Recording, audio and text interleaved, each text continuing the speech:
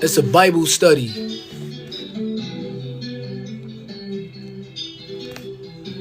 Alright, we going live, man. We going live. Alright, we going live, man. We going live.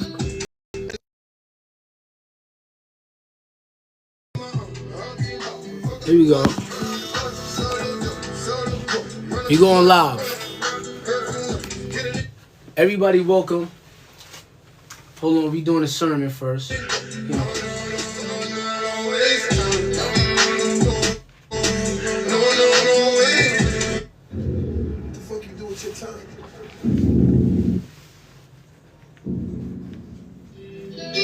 Welcome.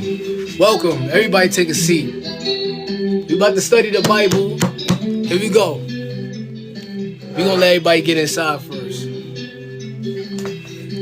We kicking off at Genesis.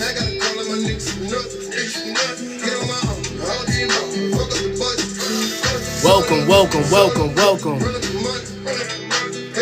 We starting off with Genesis. I bought a Bible today. I bought this today, just for this. Just for this. I bought a whole new Bible. I got the other Bible. I got the King James Version. But I'm using NIV, the New International Version. We gotta welcome everybody in first. Yeah. Until we get everybody in, we gonna get in and just, celebrate.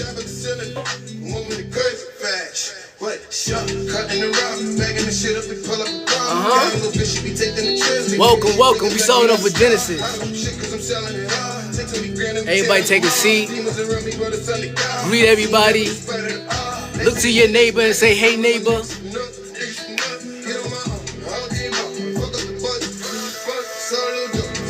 Hey, neighbor. Do we have any first-time comers? Do we have any first-time comers here? Raise your hand. Any first-time comers? Here you are.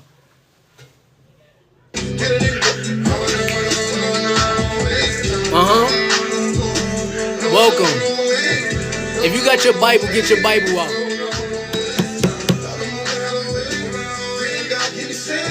We all family here. Don't be nervous now. I'm just waiting for everybody to come inside. Look, lemon water. We're going to start in a couple of minutes. I don't drink alcohol, so it's lemon water all day. Look, I don't like the band. The band is acting up. The band is acting up. I don't like the band the way they acting right now. Welcome, welcome, welcome. Get the Bible, get your Bible out. We starting off at Genesis 16. Genesis 16.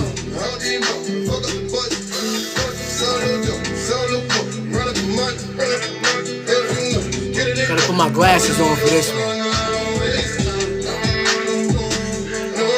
Here we go.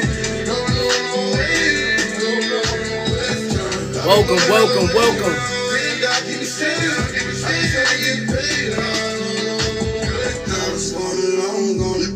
We starting off with Genesis 16. Am I good? Can y'all hear me? Put a 1 if you can hear me.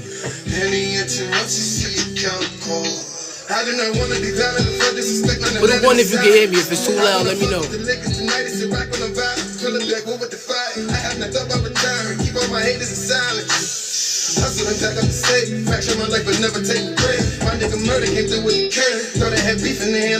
We gotta praise real quick. We gotta praise. We about to get started though. I got a future and know that it's great. Surrounded by real and we weed up the fade. Got me in very expensive. Alright. Here we go. We're gonna start off with Genesis 16. Listen, let me tell you, I don't know if I was like, should we start from the very beginning of Genesis? Because I done got the Genesis like 45, but that was bouncing back and forth. So I thought that we would start off at Genesis 16 because I'm gonna be honest with you, the names in the beginning was rocking me. I don't know how I can't pronounce the name. The names was just rocking me. I'm like, yo, I don't know. Well, we starting off on Genesis 16 where Hagar and Ishmael. So I'm gonna start it off right here. We go. Abraham's wife Sarah had never had any children by him, but she had a female slave from Egypt named Hagar. So she said to Abraham, so this is before Abraham became Abraham, right? So she said to Abraham, the Lord has kept me from having children. Go and sleep with my slave. Maybe I can have a family through her. Here we go. Throwing alley-oops. Here we go. Here we go. Throwing alley-oops. Here we go. What happened last time? Remember what was Ziplah? Isaac. No, Jacob. I'm tripping. Jacob. Remember Jacob? He was with Rachel, and then he was with hold on, I got a name. It's at the tip of my tongue. It's at the tip of my tongue. It was Rachel, and then there was Leah. Leah, exactly. And Leah sent Ziplah. Remember, they were throwing alley-oops all over the place. But anyway, Abraham agreed to what Sarah had said. His wife Sarah gave him her slave Hagar to be his wife. That was after he had been living in Canaan for 10 years. Then he slept with Hagar, and she became pregnant. Abraham. So, what? So we just seeding up the place. This is what we doing? Alright. She became pregnant. When Hagar knew she was pregnant, she began to look down on the woman who owned her. See, this is the part I didn't read. Because I was on the phone. I was reading a Bible app on the phone. And this is the part that I missed out. When Hagar knew she was pregnant, she began to look down on the woman who owned her. Who owned her? Sarah. So you telling me basically the minute you find out you about to drop an album, now you want to start acting funny? That's what I'm saying. You can't be doing nice. You know what I'm saying? You be trying to be nice, trying to be... How dare you? How dare you? Right, I gotta watch out for the Bible apps. Cause they got so many different versions in them. Right, the nerve of Hagar. Hey, I'm sitting here thinking that they did Hagar dirty. Whole time you was the one wilding out. Hagar was really wilding. How you trying to look down upon somebody? Let's keep going. She began to look down on the woman who owned her. Then Sarah said to Abraham, it's your fault that I'm suffering like this. See, I ain't gonna lie. I thought, again, reading the Bible app, I thought she was stressing Abe's out. Whole time, Hagar stressing niggas out. She the one stressing niggas out. I'm confused, bro. Like, let's break this down together. Let's break this down together. That's why she told sis to pack it up. Facts. Packed. You know what? Get you and your son up out of here. Y'all gotta leave a baby shower. They was at and they had the nerve to come to the baby shower. Huh? Who told you was invited? You can't sit with us. Huh? Acting brand new. Hagar was wilding. Then Sarah said to Abraham, it's your fault that I'm suffering like this. I put my slave in your arms. Now that she knows she's pregnant, she looks down on me. May the Lord judge be between you and me. May he decide which of us is right. Your slave belongs to you, Abraham said. Abraham sounded like he got a little attitude. Am I tripping? Abraham sounded like he got a little attitude, right? Only he said, your slave belongs to you. In other words, you handle that. You the one that brung her to me. Right, Sarah started the mess. But Hagar got full of herself. That's what it was. Right. He like, that's not my problem. He gave her the Shango stick. He did what he had to do. And what's up? That's between you and Hay. That's between you and Hay.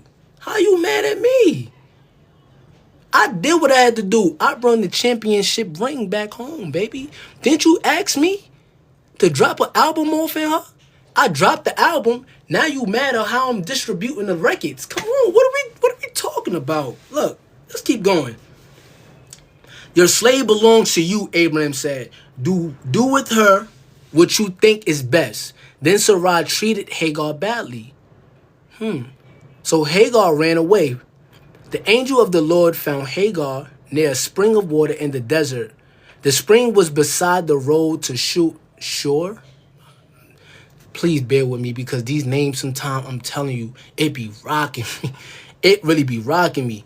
Then the angel said, Hagar, you are Sarai's slave. Where have you come from? Where are you going?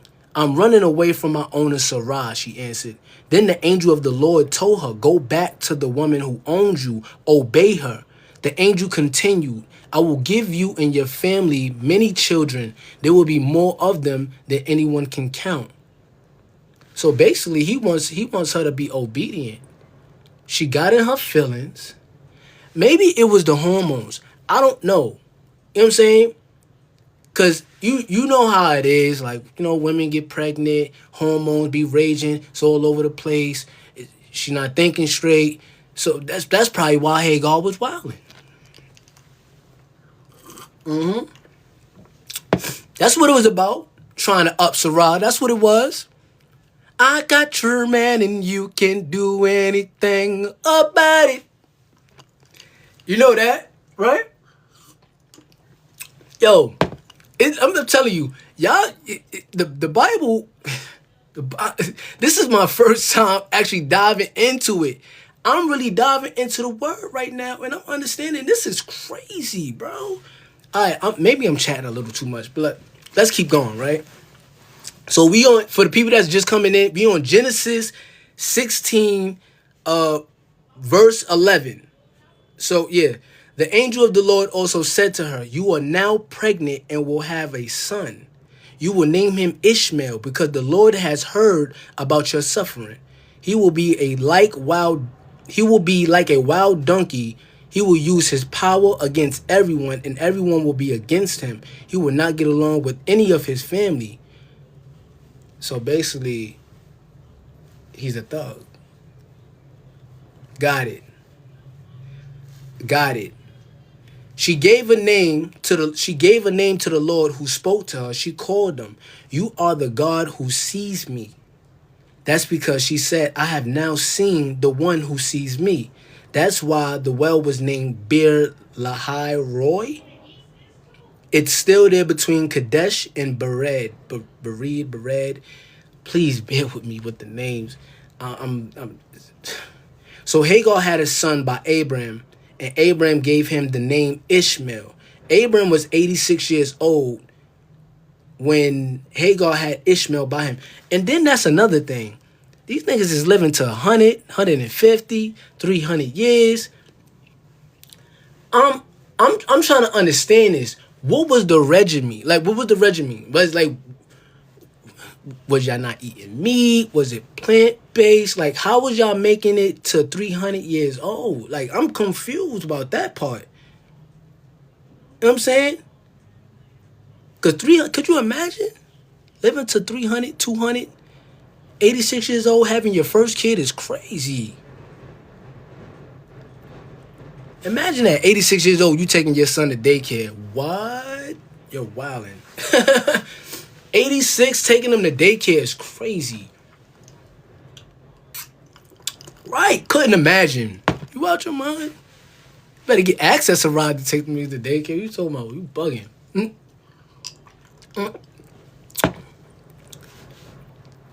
What you said? All right, but let's keep going. So Genesis 17, the covenant of circumcision. When Abraham was 99 years old, the Lord appeared to him. He said, I am the mighty God. Walk faithfully with me. Live in a way that pleases me. I will now act on my covenant between me and you. I will greatly increase the number of your children after you.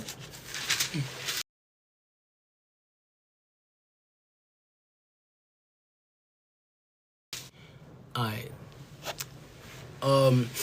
Here we go. Abraham fell with his face to the ground. God said to him, "This is my covenant with you. You will be the father of many nations. You will not be called Abram anymore. Your name will be Abraham, because I have made you a father of many nations." You know, I actually Googled. I'm like, what does God mean when he say, "I will make a person a nation"? And I realized he's basically saying he's going to multiply them with multiple kids. So making a person a nation means that they're just going to have plenty of kids, and their kids are going to have plenty of kids. It said, and you will not be, I will greatly increase the number of your children after you. Nations and kings will come from you. I will make my covenant with you last forever. It will be between me and you and your family after for all time to come. I will be your God, and I will be the God of all your family after you. You are now living in Canaan as an outsider, but I will give you the whole land of Canaan. Now, yesterday I was reading, I was bouncing back and forth to Genesis, and I was just like, yo, Abraham is really blessed. I don't understand. I don't think y'all understand how blessed Abraham was. Bro was the golden child. He was the golden child. Like, anything he touched, anybody related to him was blessed. Lot, blessed. Haran, blessed. Nahor, blessed. Isaac, blessed. Jacob, blessed. Everybody was blessed because of Abraham. Abraham was the big dog. I ain't gonna lie. Abraham was truly blessed, bro. All right, so let's go. You are now living in Canaan as an outsider. I will give you the whole land of Canaan. We on Genesis 17. Let me see where we at. Verse 8. You are now living in Canaan as an outsider, but I will give you the whole land of Canaan. You will own it forever, and so will all your family after you, and I will be their God. Then God said to Abraham, "You must keep my covenant. You and your family after you must keep it all for all time to come. Here is my covenant that you and your family after you must keep. You and every male among you must be circumcised. That will be the sign of the covenant between me and you.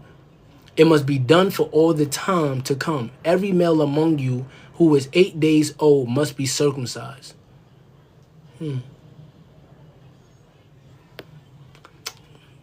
That includes those who are born into your own family or outside of it. It also includes those bought with money from a stranger. Dang, so that means everybody that was just affiliated with Abraham had to be circumcised. You know, I realized you can't read the Bible like it's a book. You have to really sit and meditate on this and really just digest it. So any male born into your family or bought with your money must be circumcised. My covenant will last forever. Your body will have the mark of my covenant on it. Any male who has not been circumcised will be separated from his people. He has broken my covenant. God also said to Abraham, "Do not continue to call your wife by the name Sarai. Her name will be Sarah. I will give her my blessing. You can be sure that I will give you a son by her." You see? Because she was married to Abraham, she became blessed. I'm telling you, Abraham was the golden child, bro.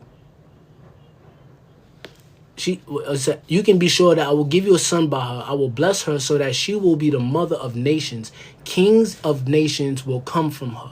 Abraham fell with his face to the ground. He laughed and said to himself, "Can a 100-year-old man have a son?" Absolutely, nigga. What? With the will of God, yes, you can. I know I can be what I want to be. If I work hard at it, I could be anything I want to be.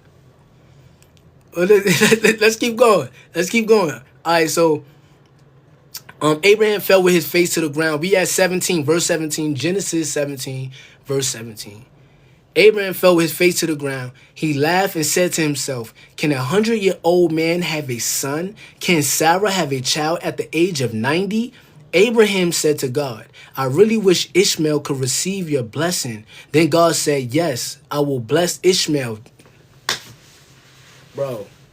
Bro, anytime Abraham decided that he wanted to bless somebody, like, you get a blessing. This nigga was Oprah Winfrey with the blessings. You get a blessing. You get a blessing. I'm telling you, this man was truly blessed, bro. Let's keep going. I really Ishmael could receive your blessing. Then God said, yes, I will bless Ishmael, but your wife Sarah will have a son by you, and you will name him Isaac. I will establish my covenant with him. The covenant will last forever. It will be for Isaac and his family after him. That's crazy. You see how the blessing goes down? It's like generation to generation. I have heard what you said about Ishmael. I will surely bless him. I will make his family very large. He will be the father of 12 rulers. 12 rulers is crazy. And I will make him into a great nation. But I will establish my covenant with Isaac. By this time next year, Sarah will have a son by you.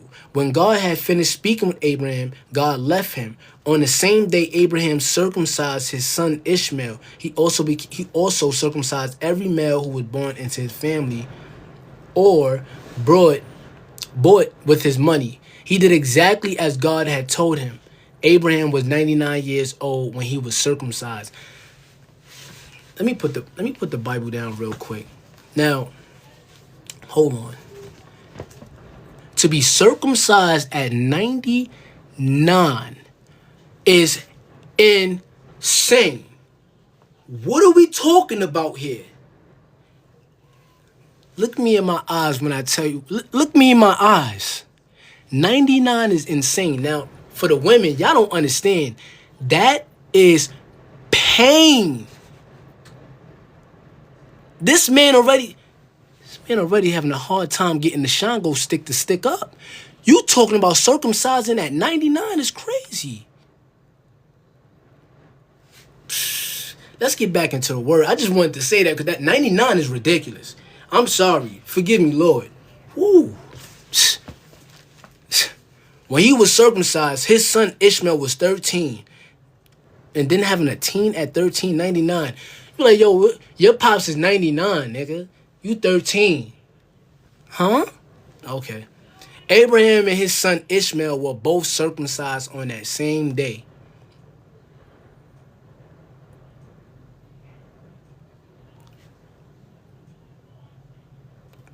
Okay. I mean, I'm trying to. Okay, here we go. But 99 and being circumcised with your son at the same time. And man, it looks like, son, we're going to Dr. Nuisance, and we're gonna go get circumcised together. Okay, Dad. Okay. Abraham and his son Ishmael were both circumcised on the same day, and every male in Abraham's household was circumcised along with him. That included those born into his family or bought from a stranger. Now we on Genesis 18. Now we about to get into some gangster shit. You know what I'm saying? We about to get into some real. This is when I read this. This is my favorite story. My favorite, because this is when they get into, like, I think. Hold on, let me take a peek.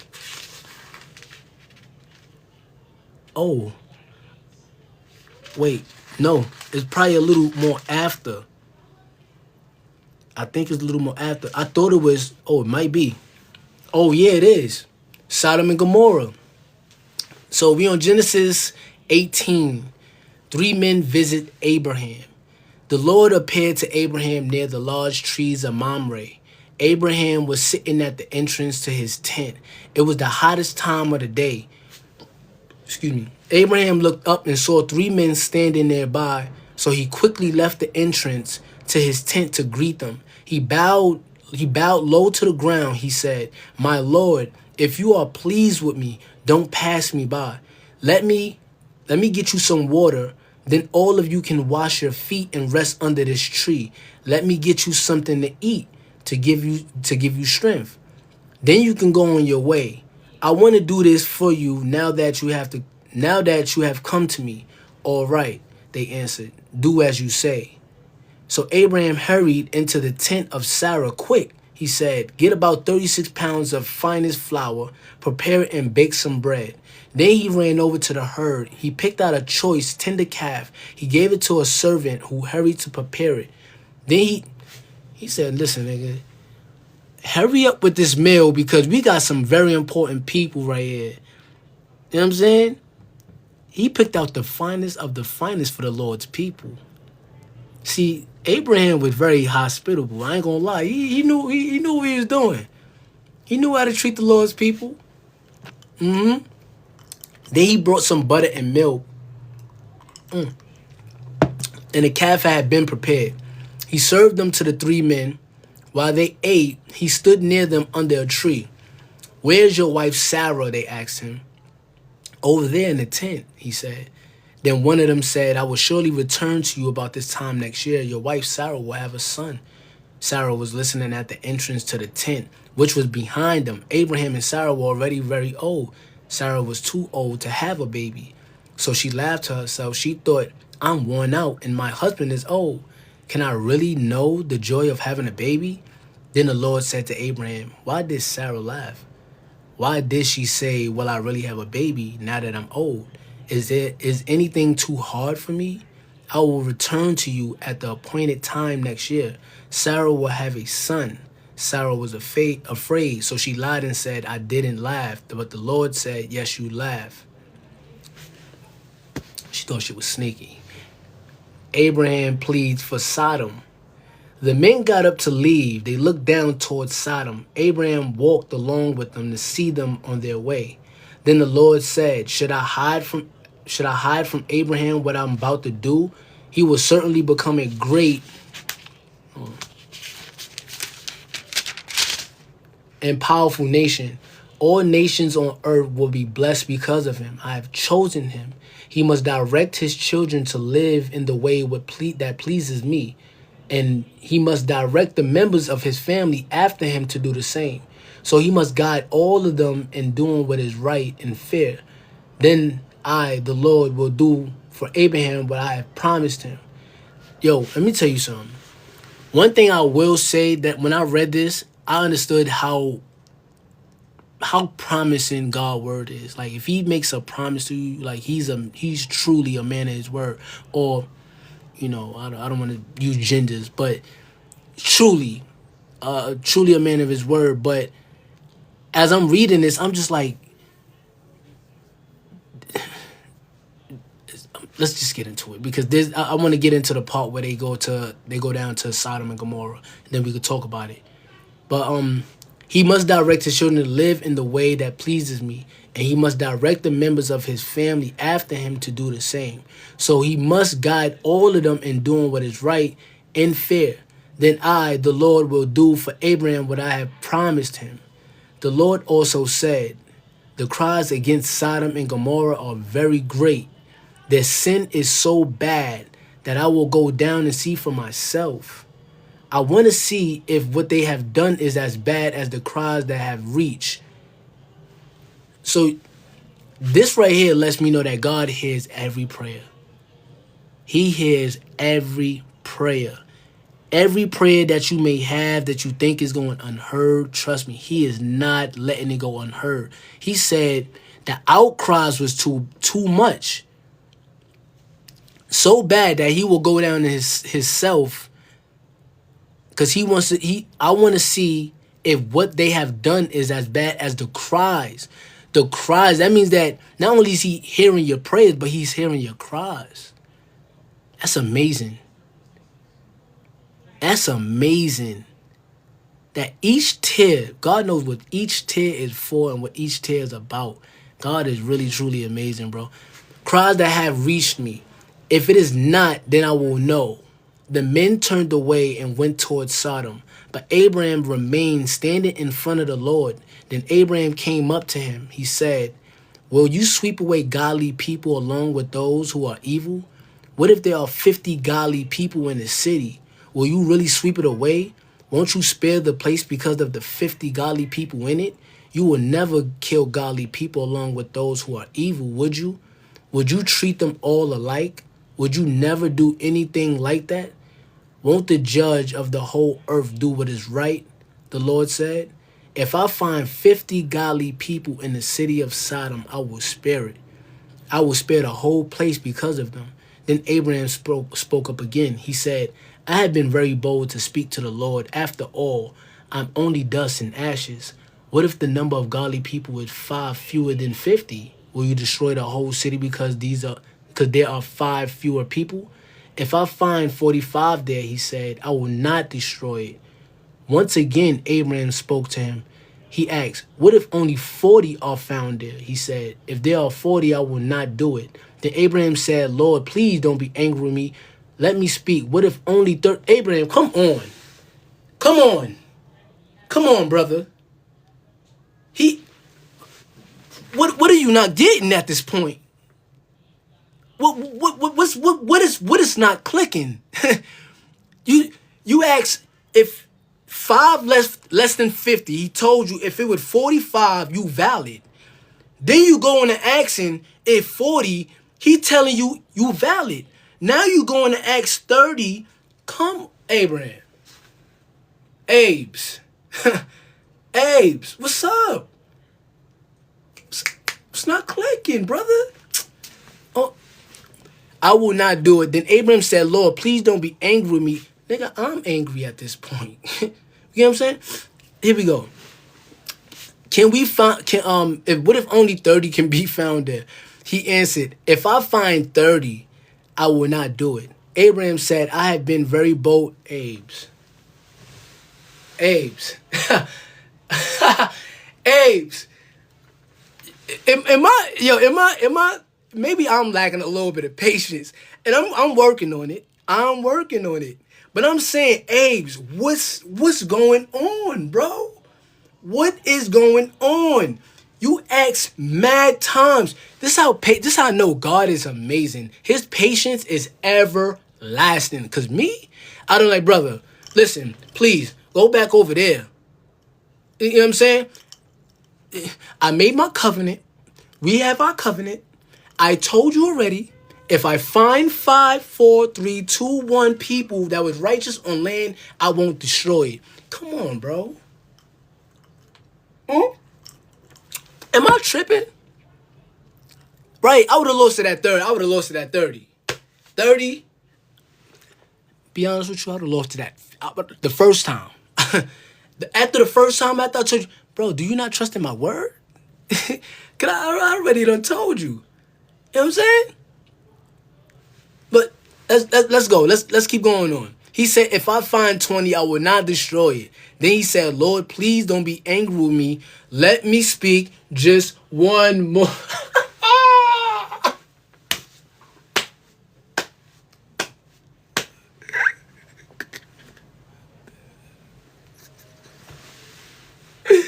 Yo, look. Hey, yo, I said, Lord, Father, God. Oh, man, you are amazing. Because this is crazy, bro. I ain't gonna lie, I would have walked off. I would have walked off. Let me go handle what I got to handle, brother. You holding up my time. You asking me these questions. That's like a person coming up to you and saying, hey, do you know where Girolamo Street is? You be like, yeah, just go up the block. Yeah, but do you go up this way? Yeah, just keep going straight. But wait, when I go this way, brother, just get away from me. At this point, get away. I don't want you near me. Huh? Let's continue, shall we? What was, oh, the Lord said, please don't be angry with me. Let me speak just one more time. What if 10 can be found there? He answered, if I find 10, I will not destroy it. When the Lord had finished speaking with Abraham, he left, and Abraham returned home. Okay. The Lord destroys Sodom and Gomorrah. We at Genesis 19 now. This is when the Lords go down to Sodom and Gomorrah. Now, remember, there was 3 Lords. There was 3 Lords. One stayed behind with Abraham. The other two went down to the land of Sodom. The two angels arrived at Sodom in the evening. Lot was sitting near the gate of the city. When Lot saw the angels, he got up to greet them. He bowed down with his face to the ground. "My lords," he said, "please come to my house. You can wash your feet and spend the night here." Look, Lot is fiending. He's fiending. Bro, they just got there, bro. They just got there, bro. Let them get a little bit of loose. Let them relax a little bit. You get what I'm saying? Before you, yeah, bro, they come sit down. You know what I'm saying? Relax, bro. They here to come vibe. They come to warn you about something. They didn't come for all that. Look, listen to what they tell him because he's so overzealous, right? He's just like, "Oh, come, please, come stay, come spend the night." Nigga, we not here for that. We ain't come to play Uno. You know what I'm saying? We didn't come to watch girlfriends and sip wine all night. You know what I'm saying? Here's what he tell him. "My lords," he said, "please come to my house. You can wash your feet and spend the night here. Then you can go on your way early in the morning." "No," they answered. "We'll spend the night in the town square." But Lot wouldn't give up. It must run in the family. It must run in the family. You have Abraham, because you know Abraham and Lot is related, right? That's Abraham's nephew.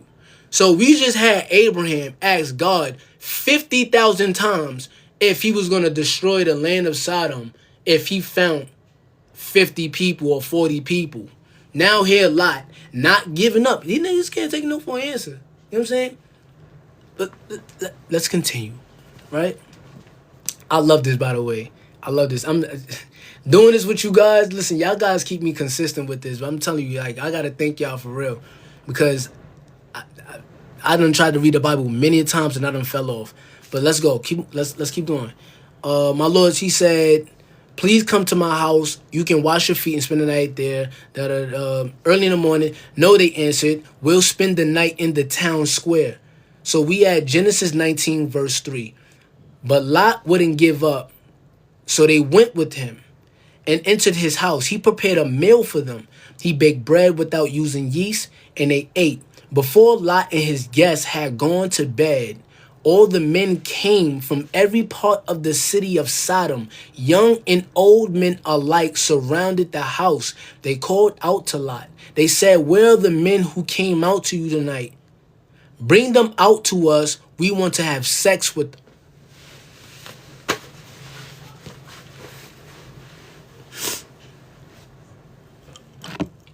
Did y'all hear what I just heard? I just want to make sure y'all heard what I heard.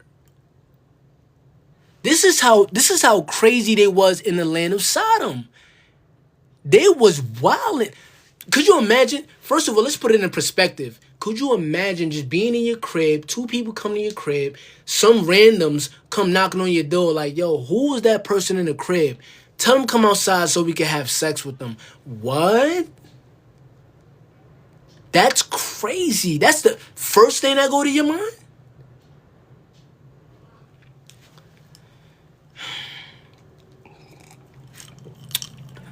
That's wild. Shocked. And mind you, these are the angels that they're talking about.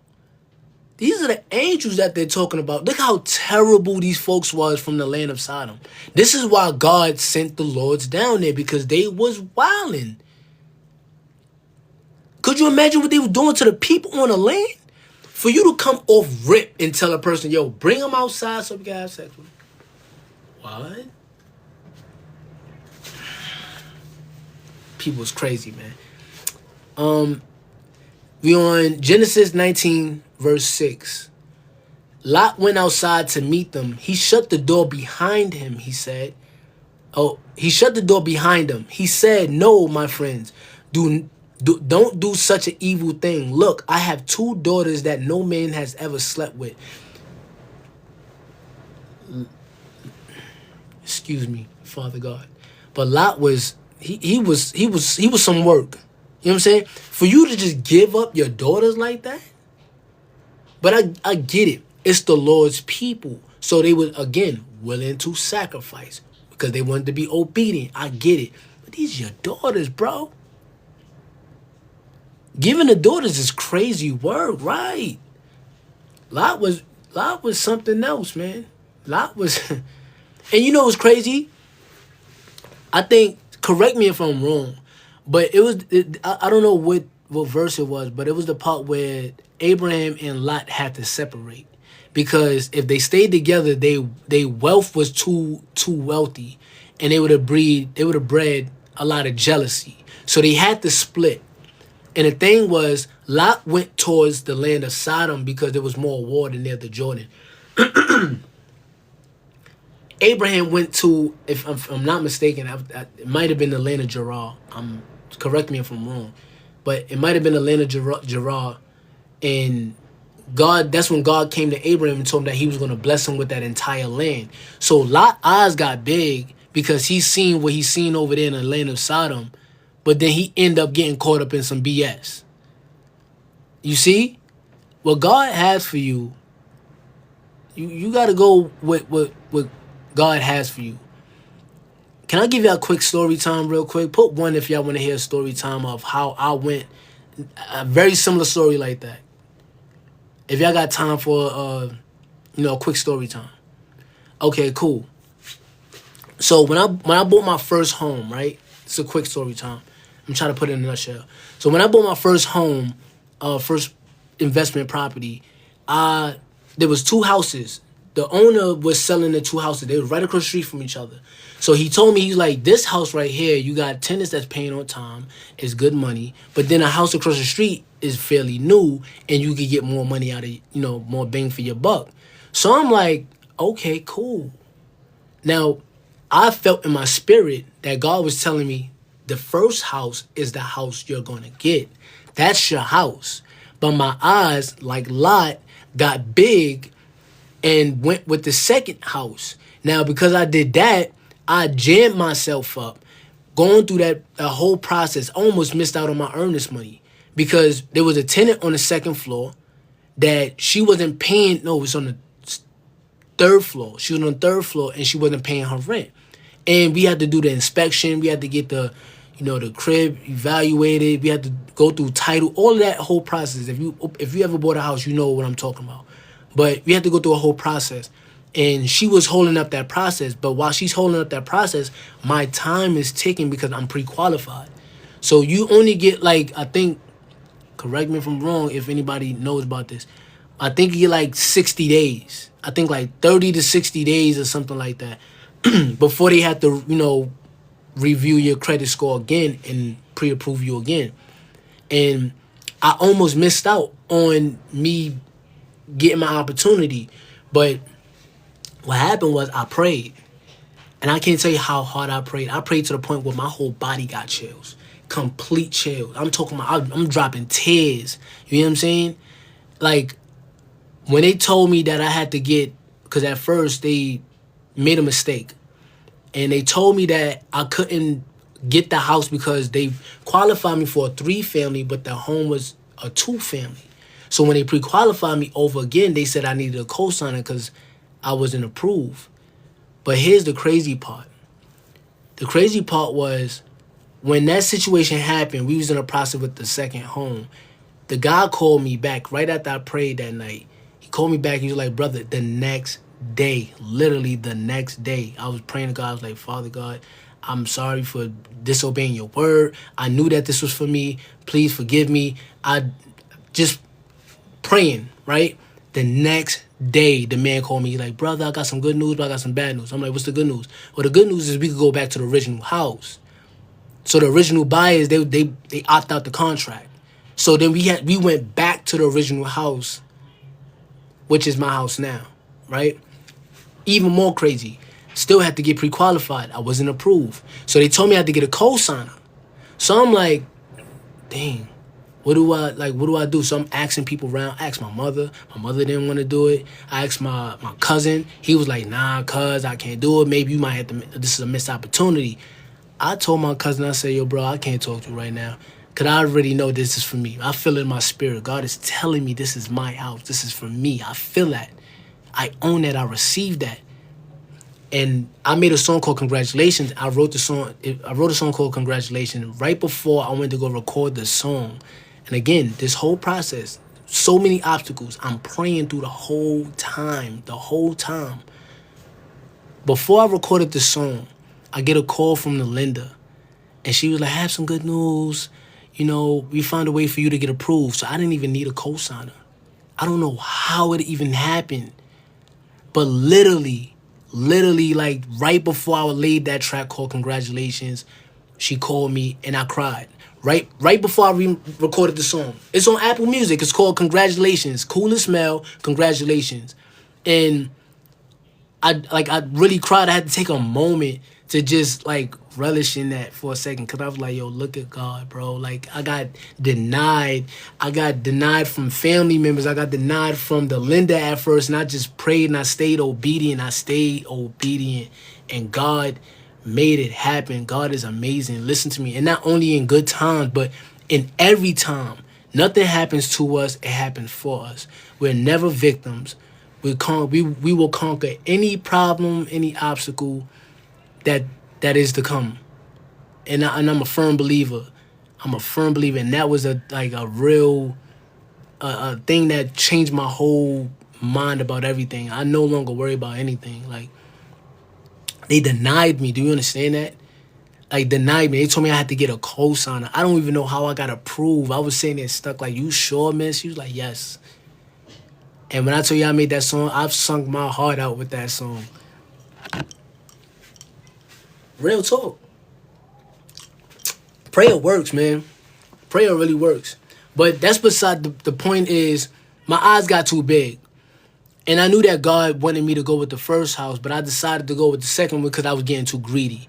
I heard about, oh, you could go ahead and get this more money and da-da-da, this and that. So I went with the second house, and that ended up jamming me. And so I'm going to just say, whenever God has something for you, it's for you. It can't miss you. What's for you will not miss you at all. Trust me. But let's get back to it real quick. That was a quick. I tried to put it in a nutshell, but all right. So again, we had Genesis 19 verse 6, where he was talking about giving his daughters. No, so that's verse 8. Excuse me. "Look, I have 2 daughters that no man has ever slept with. I'll bring them out to you now. Then do to them what you want." That's crazy. Do to them what you want, bro? I guess Lot done got it. He got influenced by the land of Sodom. I don't understand. Do what you want to your daughters? The way they treated women at these times was crazy, bro. I'm going to be honest with you. The way they treated women, crazy. "I'll bring them out to you now. Then do to them what you want, but don't do anything to these men. I brought them inside so they can be safe. Get out of our way," the men of Sodom replied to Lot. "You came here as an outsider. Now you want to act like a judge? We'll treat you worse than them." They kept trying to force Lot to open the door. Then they moved forward to break it. But the angels inside reached out and pulled Lot back into the house. They said, "Lot, get your ass in the house. You out there pleading with these dudes. They ain't stronger than us." I don't care how many men they got. We got God on our side, bro. Are you crazy? Get in the house. Grab bro by his garment. Get in the house. Talking about what? What are we saying? We got God on our side. Do you understand how big and powerful that is? Do you understand the power of God, brother? Because if you did, you wouldn't even be outside in the first place. What are you doing? Giving up your daughters. Man, get house. Lot getting me tight. He getting me tight. You see, he getting me tight. Lot doing too much. All right. But the angels inside reached out and pulled Lot back into the house and shut the door. Then they made the men who were at the door of the house blind. They blinded both young and old men so that they couldn't find the door. The 2 angels said to Lot, Do you have any other family members here? Do you have sons-in-laws, sons, daughters, or any other relatives in the city? Get them out of here. We are going to destroy this place. Many have cried out to the Lord against the people of this city, so he has sent us to destroy it. Remember when Abraham was sitting there talking about, if you find 5 people in the land, would you save it? Would you find 10 people? Remember when he was asking that? The fact that God still destroyed that land, what did that tell you? There was not one righteous individual on that land. That's crazy. We talking about a whole city, an entire city, not one. Because God knew. You see what he did with Moses? God knew. If he found one righteous man, all he needed was one righteous man. He would have turned the whole city around.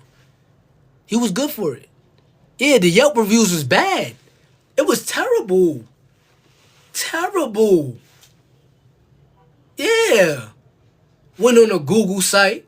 You see them. They typing up. We don't like the land. The people are very mean here. Don't come here. Don't visit. Yeah, the Yelp reviews was very terrible. Yeah. What?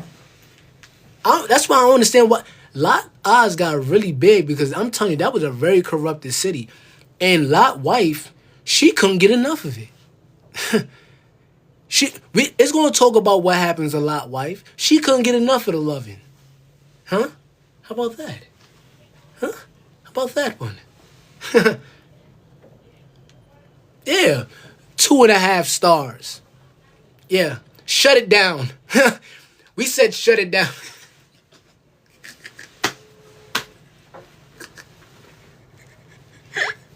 Shut it down. Shut it down. Shut the whole operation down. God said, look, we sending it. Yeah. What was crazy was what his daughters did to him when they left. Oh, we gonna get into that. We talking about Lot, right? Lot daughters? That's what you talking about? Yeah, so Lot was shown mercy. So now hear this part, right? We about to get into it real quick, because this is why I said Abraham is the golden child. Check this out. So where were we at just now? We was at let's start at 12. Let's go back to 12. Genesis 19 verse 12. The 2 angels said to Lot, do you have any other family members here? Do you have sons-in-laws, sons, daughters, or any other relative in the city? Get them out of here. We are going to destroy this place. Many have cried out to the Lord against the people of this city, so he has sent us to destroy it. Then Lot went out and spoke to his sons-in-law. They had promised to marry his daughters. He said, hurry up, get out of this place. The Lord is about to destroy the city. But his sons-in-law thought he was joking. You know, niggas be thinking they joking until it ain't a joke no more. Until you turn into a cigarette, yeah, it ain't funny no more, right? Yeah. Keep playing. Keep playing. Cause what he turned Lot wife into, yeah. Gotta get turned to a cigarette if you want to. He lit that place up. His sons-in-law thought he was joking. The sun was coming up, so the angels tried to get Lot to leave. They said, hurry up. Take your wife and your 2 daughters who are here. Get out. If you don't, you will be swept away when the city is destroyed. So this is one thing that I picked up on this. He said, if you don't, you will be swept away when the city is destroyed. The thing is, warning comes it truly comes before destruction, right? And I'm a firm believer in God will make something an option before it becomes a priority.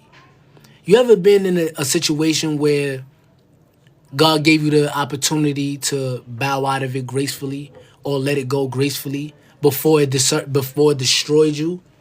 You ever been in a situation like that? God will, I'm telling you, God will make it an option before it becomes a priority. Many a times, most people can understand, especially in the dating world. People be dating two people at a time. That, oh, I like this person. This person got this. These two people got what I need. But it's like God telling you, you gotta let one go. And if you don't let one go, then you're gonna eventually make a choice, right? But people be selfish. They be greedy. But they both got something that I like. And then you go ahead and you indulge in both, and then till God intervene and say, look, enough is enough. Now you ain't got nothing. Now you ain't got nothing. You lose both. Exactly. And that's many a time. Many times that happen. Many a time. So when you have the opportunity to bow out of something gracefully, or you got the opportunity to be honest, tell the truth, tell the truth. Because it's going to come out eventually. What's an option will become a priority. Straight up. The sun was coming up, so we at 15. Genesis 19, verse 15. Excuse me if I keep going back. It's just the fact that I just be, talking and I lose track of where I'm at. But the sun was coming up, so the angels tried to get Lot to leave. They said, hurry up, take your wife and your two daughters who are here. Get out. If you don't, you will be swept away when the city is destroyed. Lot didn't move right away. So the men grabbed him by the hand. Look how merciful God is. They told him, if you don't leave, you will be destroyed. But the fact is, they still grabbed him and took him away from the land. They also took hold of the hands of his wife and two daughters. They led all of them safely out of the city. The Lord had mercy on them. As soon as the angels had brought them out, one of them spoke. He said, run for your lives. Don't look back. Don't stop anywhere. Hold on. Don't stop anywhere the valley. Run to the mountains. If you don't, you will be swept away. But Lot said to them, no, my lords, please, you have done me a big favor. You have been very kind to me by sparing my life. Here we go. The stubbornness. We get it, Lot. We get it. You see favor in their eyes. They came and they blessed you. But he's telling you to move away before you get swept away. Let's not be stubborn now. Let's not be stubborn. But Lot said to them, no, my lords, please, you have done me a big favor. You have been very kind to me by sparing my life. But I can't run to the mountains. I won't be able to escape this horrible thing that's going to happen. And then I'll die. Look, here's a town near enough to run to. It's small. Let me run to it. It's very small, isn't it? Then my life will be spared. The Lord said to Lot, all right, I will also give you what you are asking for. I will not destroy the town you are talking about, but run there quickly. I can't do anything until you reach it. The town was named Zoar. Zoar means small. So the angel basically was like, yo, hit my line when you get there, so that way we could get ahead and set the detonators on these niggas. You know what I'm saying? You see how merciful God was? You see? Even though Lot was stubborn and excuse me, I don't even want to say it, but a piece of, you know what I mean? So here we are, we in Genesis 19:23. By the time Lot reached Zoar, the sun had risen over the land. Then the Lord sent down burning sulfur. Hold on, I got the computer right here. Let me look up sulfur real quick. Sulfur. What's sulfur? Sulfur. Let's see how it was.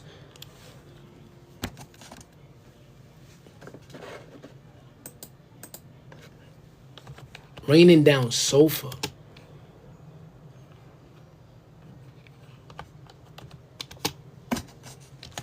Cause I like to do this. I like to research with like an actual visual. I'm gonna get a visual of what sulfur is. A chemical element has some visual of what sulfur is. A chemical element has symbol as atomic number 16. What is it used for though? Like rain down sulfur?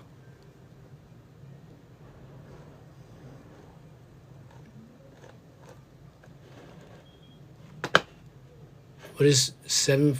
I don't. We don't talk about food, bro. What is sofa? What does it look like?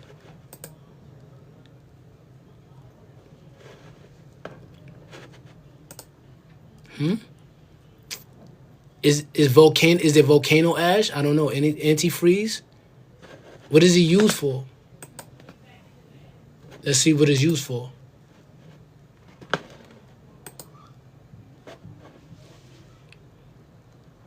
Making car batteries. Oh, include rubber, volcanization, bleaching paper, product making such as cement, detergents, and detergent and gunpowder. Hold on, detergent. Whoa, whoa, whoa. God just said He rained down sulfur. We got this shit in our detergent.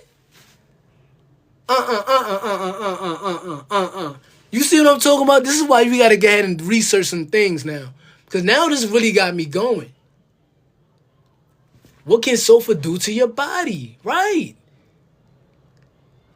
Your body needs sulfur to build and fix your DNA to protect your cells from damage that can lead to serious diseases such as cancers. Wait, what?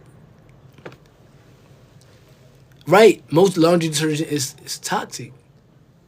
But sulfur, we talking about something that God rained down. We got this shit in our clothes. Hold on now. Hold on. You about to make me go ahead and look into my shit. Hold on. This is not a paid advertisement. But I need to look at some shit though. Hold on. Huh? What's happening here? I can't even see. You see, they slick. They real slick. They gonna have, look, they try to put the words mad small so you can't even see what's going on. Okay. Count your days. Rain down sulfur. All right, here we go. Where we at?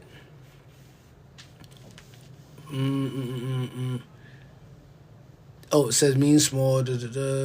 Okay, we at 23. Genesis 19:23. By the time Lot reached Zoar, the sun had risen over the land. Then the Lord sent down burning sulfur. It came down like rain on Sodom and Gomorrah. It came from the Lord. It came out of the sky. The Lord destroyed these cities and whole valley. All the people who were living in the cities were wiped out. So were the plants in the land. Do you understand how crazy that is? That was a whole nuclear situation. God can wash you clean. Yes, He can. Absolutely. For those that don't know, I got baptized. I just recently got baptized. I got baptized January 19. I decided to go ahead and be reborn again. I gotta tell y'all, when I got baptized, let me give y'all share something with y'all real quick. So when I went into the church, I was supposed to go with my cousin to go see her baptized, right? And my cousin, she became also a born again or whatever. And I went to go visit, to go see her and my cousin. And when I was in there, it was so crazy how everything just aligned. Now, mind you, I've been wanting to get baptized. I don't went to a church. Now, those that know, you have to schedule. Like, you have to schedule a baptism. Those that know you have to schedule a baptism. Make sure my battery not dying. But I was in the church, right? And I came in there with like heavy anxiety to the point where I couldn't even have a conversation with people. I didn't even feel like my true self because I was just suffering from so much anxiety. I'm talking about my chest was like tight. And I watched my cousin get baptized with her daughter. And like the urge, right? The urge, What is this?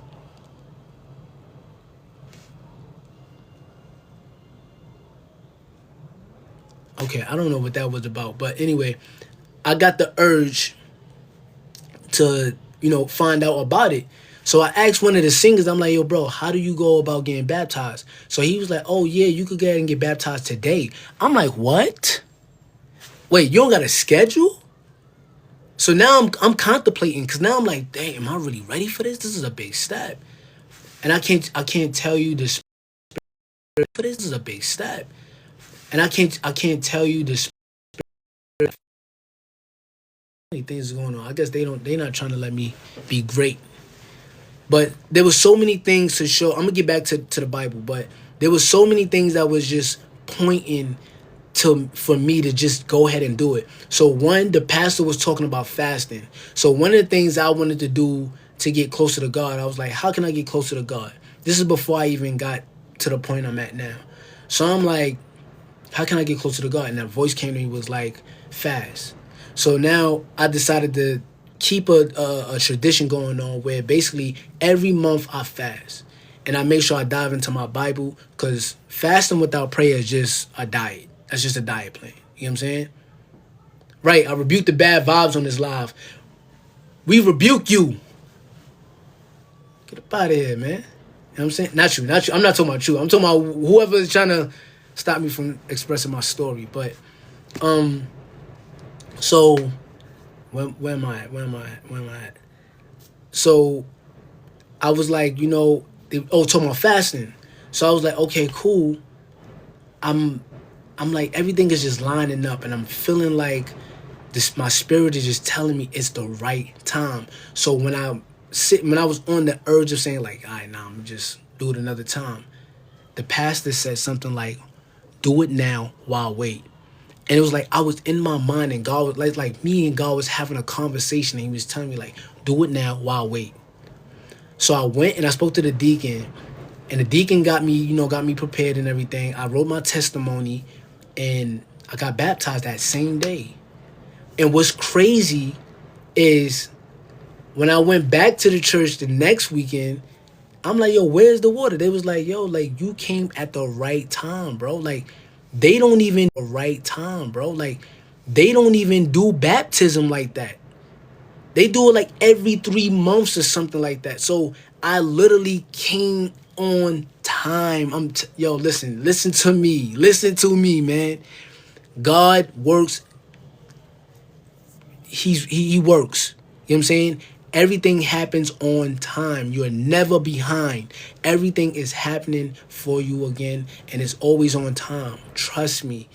You be feeling like you behind because maybe you probably seeing people on TikTok, Twitter, they talking about they own this, they own that. Nah. That's their story, but trust me, what's for you is for you. Everything is always on time. There's some time God is going to have you in a space of preparation because He knows that you're not ready for that blessing yet. He's cooking. Like, I made a video recently on my page, and I was talking about get out the kitchen while God is cooking. Go do something else. Go do something else. You don't have the recipe. God has the recipe. He has the recipe to fix your heart. He has the recipe to heal that heartbreak. He has the recipe to move you forward. He knows what you need. You don't. You can't prepare the same meal as God. You got to let Him cook. Literally, let Him cook. The blessings that He has preparing for you, you can't even fathom. So He's telling you, go out the kitchen. Go do something else while I prepare this, because what's coming in, you have to be prepared for this to maintain it. See, people want to be rich. They want to be famous. They want to be all these things. But are you really ready for that? I do music. I've been doing music for years. And people used to always tell me like, yo, your music is so dope. Why you not signed? And recently I got to say, God was protecting me from what's going on in that industry. You see what's going on in this industry, all this stuff that's being revealed? I'm looking like, yo, God really protected me from a lot of this stuff. God really, like, you may not see it, but God is like, he protects you from things you may not see. So that's why I always, when I pray, I be telling God, thank you for your love. Thank you for protecting me from things that I may not see. Protect me from things that I may not know. People be playing with witchcraft out here. I be telling my homies, I'm getting beside the point right now. Like, I know we on Bible study and stuff, but like, I'm really flowing. I want people to hear this. I'm talking to somebody right now. But I tell my mans all the time, like, yo, dealing with multiple women and spreading your spirit thin, I'm telling you, it is not worth it. It's not worth it. You know what's more honorable? Being disciplined. And I was gonna make a video today talking about discipline. Do you really lack discipline? Or you just not interested in being disciplined for the things you need to be disciplined for? Because waking up and buying weed every day, that's discipline, bro. Think about it. To get up every day and go buy weed, or to go link with this chick and link with that chick, bro, that's discipline. That's true discipline, bro. You just don't have interest in the discipline you need to have discipline for. That's it. Reading a book, that's not your interest, so you're not going to have discipline in that area. Of course you're not. Because you may feel like it's boring, or it's whatever you may feel about it. Building better habits. And it goes back into controlling, man. Cause you gotta control. I don't even want to say control, but you gotta catch yourself from slipping. You gotta catch yourself, cause sometimes if you don't catch yourself, like, I remember I had a conversation with my cousin, and please forgive me if I know y'all came for Bible study, but like, we having a conversation here. But I had a conversation with my cousin. I was telling him, like, as a man, there's things, when they be like, oh, let it fix itself. As a man, there's things that you just don't let fix itself. As a man, you're not supposed to let things fix itself. You got to allow, like, when it comes down, because now we talking about something else, right? Now we talking about leadership, right? We talking about leadership.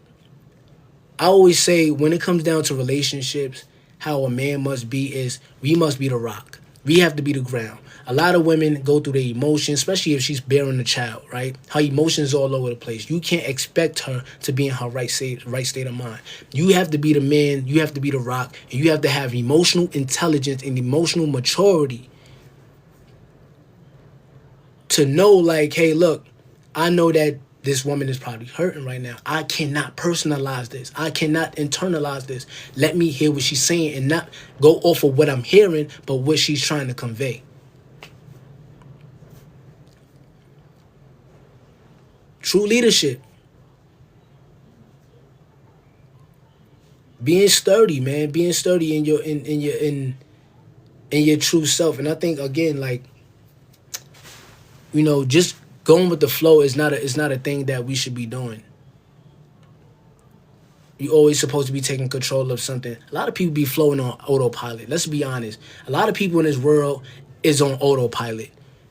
That's why that's why if you're a person that takes control of your own narrative and you got a sense of direction, people hate you. You ain't got to be rich. You ain't got to be the flyest. You just got to be a person with direction. People hate on you automatically because everybody's on autopilot. And you being a person that's taking control of your life, you're actually saying, yo, look, I want my life to look like this. You outshining other people. Hold on, nigga. You moving too fast, bro. You moving too fast. Like, you outshining us. You see what Abimelech told was it Isaac? Right? It might have been, excuse me, hold on. Let me just make sure there's not Abraham. I think it was Isaac. When he went to Abimelech, and Abimelech told, it was Isaac. Because he had to go to the valley of Gerar. Because they didn't want him in the land. He was becoming too wealthy. And Abimelech told Abimelech told Isaac, you gotta leave because you becoming too big. You becoming too wealthy, bro. You see how that goes? People will hate you for actually having a sense of direction, knowing what it is that you want. That's crazy. You ain't gotta have nothing. You ain't gotta have no materialistic things. That's why I say the materialistic stuff, that don't matter. None of it matters. None of this is real. We can't take none of this with us when we leave. Our problems, whatever we been bought, our Benzes, our Porsches, whatever you got, we can't take none of it. I'm a firm believer. Like I tell people all the time, have grace for people, man. People are flawed. We are errant. We make mistakes. I'm the biggest person. Like, listen, when people come to me and they talk to me, I have strangers literally come to me, just talk to me out of nowhere. I be so puzzled. I be like, yo, why are you telling me this? But I leave space for people to express what they need to express. And I leave all judgment out. But have grace, have grace. Don't internalize things. A lot of people just be projecting. Let's be honest. 90% of people be projecting. Some things be true. Don't get it twisted. Some things be true. Don't invalidate people and their emotions and their feelings. But, you gotta have discernment to know when a person is being malicious and when a person is actually being truthful and honest. Because a lot of people today, they're not used to great people, man. They're not used to good people. They're not used to being held accountable. Some people just go through life. They go through trailblazing so much, messing up their relationships, jumping to the next one and the next one and the next one. And when they finally come across somebody that's solid and that hold people accountable, it's like, well, you the only one that told me that. I'm the only one that cared. Love is an accountability. Love is an accountability. I say it all the time. If a person ain't holding you accountable, they don't love you. They don't like you. To watch somebody self-destruct, that's like seeing somebody with a bomb on their chest and you tell them, like, yeah, go ahead, set it off, bro. Yeah, set it off, bro. I can't do that. If I'm sitting next to you, you got a bomb in your chest, nigga, get that bomb off your chest. What the fuck are you talking about, bro? What? What are you talking about? What you do is affecting me right now. And that says a lot about you as a person. If you holding people accountable, I'm holding you to a standard. Because I have self-respect. I respect myself. You can't just come in my world and think that you can move any type of way. Nah. You can't. Self-respect, accountability is key. Facts. Accountability is key. The first step to healing is is knowing that there's a problem. It's recognizing the problem. Once you start to recognize the problem, then everything else falls right in after. Then you start to understand. It's so liberating to just, again, admit your flaws, admit where you wrong. I don't see nothing wrong with that. I don't have no ego. I don't have no pride. I don't have no ego, no pride. Listen, pride is the devil, and ego is his minion. I always say that. When you kill your ego, you start to see how many people operate from a space of ego. All right, so let's get back to this to the scripture, and then we're gonna wrap it up because my phone is dying. Actually, I'm gonna try to wrap this up real quick. So, where we at? We was at let me go. Y'all remember where we was at? I think it was he brought Lot out safely. Oh. Early next morning, Abraham got up. He returned to the place where he stood in front of the Lord. He looked down to I'm tripping. Dang, where was we? I just had it. Okay, we're gonna start right here from 25. Genesis 19:25, verse 25. The Lord destroyed these cities and the whole valley. All the people who were living in the cities were wiped out, so were the plants in the land. But Lot's wife looked back. When she did, she became a pillar made out of salt. I gotta go to I gotta go. What does a pillar of salt look like? It's gonna be a picture of Lot's wife, cause she wowed out. Pillar of salt.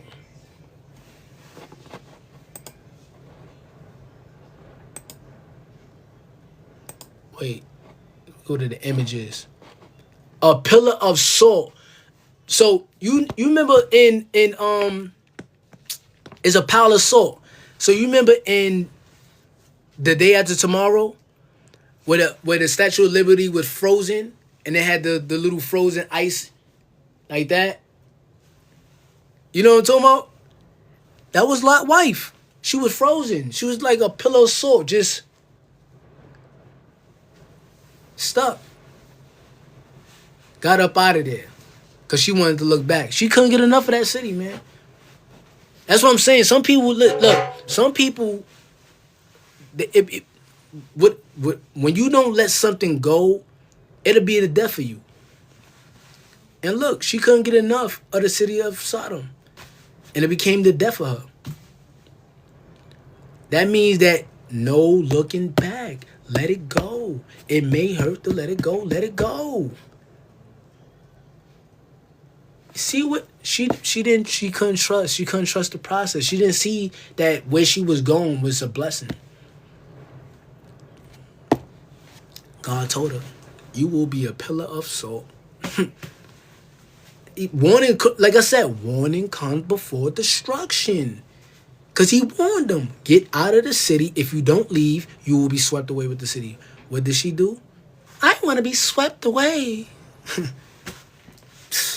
know what I'm saying? All right, here we go. 27. We have verse 27.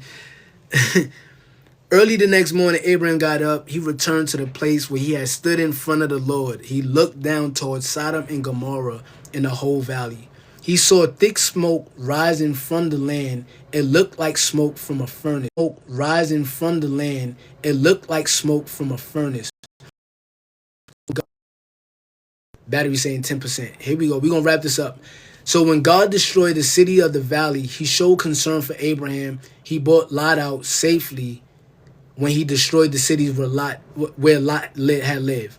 Here we go. Lot and his daughters. I'm going to try to wrap this real quick. Lot and his two daughters left Zoar. They went to live in the mountains because Lot was afraid to stay in Zoar. So he and his daughters lived in a cave. One day, the older daughter spoke to the younger one. She said, our father is old. People all over the earth have men to marry and have children with. We do not. So let's get our father to drink wine. Where am I? Because that just threw me off. She want to get her pops drunk. Did he know? You get what I'm saying? What? Then we can sleep with him. Whoa. We can use our father to continue our family line. That night they got their father to drink wine. Then the older daughter went in and slept with him. He wasn't aware when she laid down or when she got up. The next day, the older daughter spoke to the younger one again. She said, last night I slept with my father. Jesus.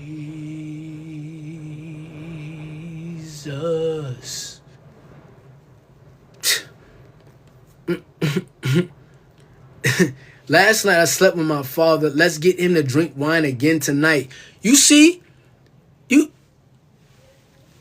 Listen, that wine, man, I don't know if they had a double XL. What kind of wine did they have for this nigga to sit in there?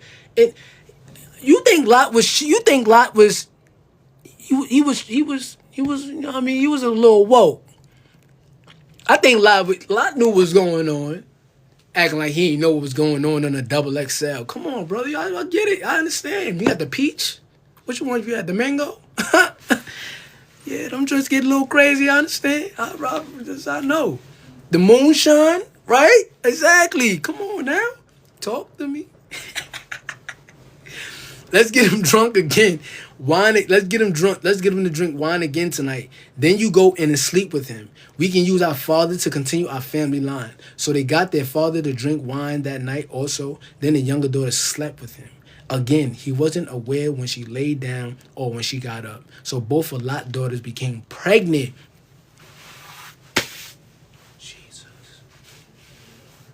by their father. The older daughter had a son. She named him Moab. He's the father of the Moabites of today. The younger daughter also had a son. She named him Benami. He's the father of the Ammonites of today. You know, we gonna continue this again tomorrow. I don't know what y'all doing, but I gotta give it a rest. My battery's dying.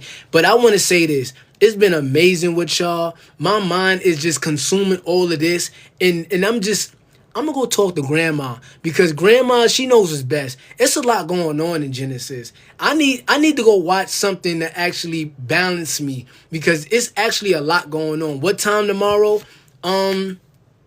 Let's aim for y'all want to do afternoon, y'all want to do morning, evening. Let me know quick. If y'all want to do evening, say evening. If you want to do afternoon, say afternoon. If you want to do morning, we could do morning. Evenings. All right, evening. I'm seeing a lot of evenings. All right, so evening. So tomorrow at 8 o'clock. No. What time did we do this today? We did this at, I say, all right, 7. Let's make it 7. 7 o'clock. 7 o'clock. 7 o'clock tomorrow. I'm not a pastor. Please, I'm not a pastor. I do be doing some things that is not pastor work. I'm still healing. I'm still learning.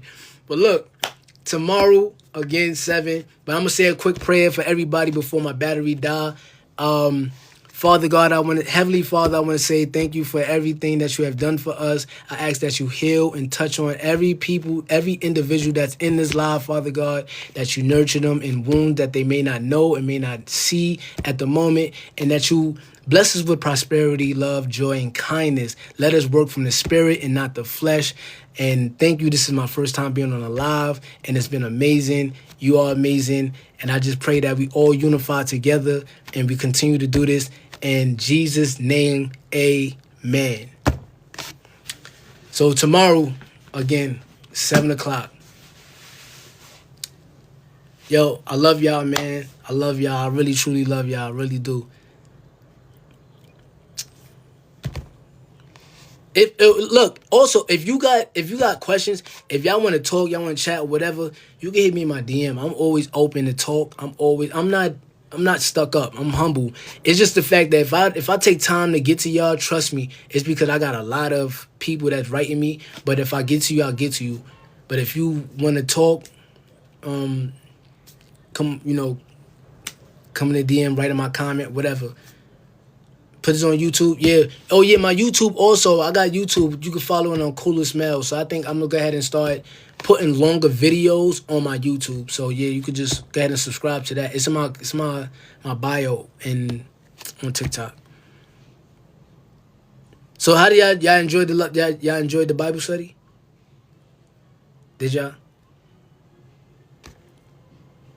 Yeah. Listen, we learning as we go. We learning as we go. It only gets better and better. It only gets better and better. I hope I made y'all feel comfortable because I'm not perfect. I'm flawed just like everybody else. We learning together.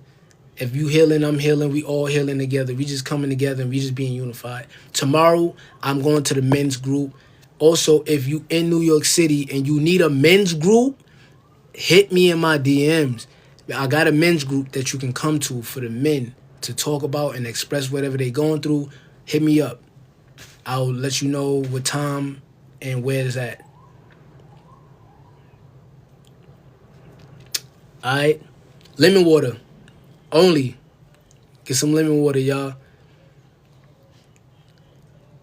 All right, y'all. See y'all. Let me see how I exit this.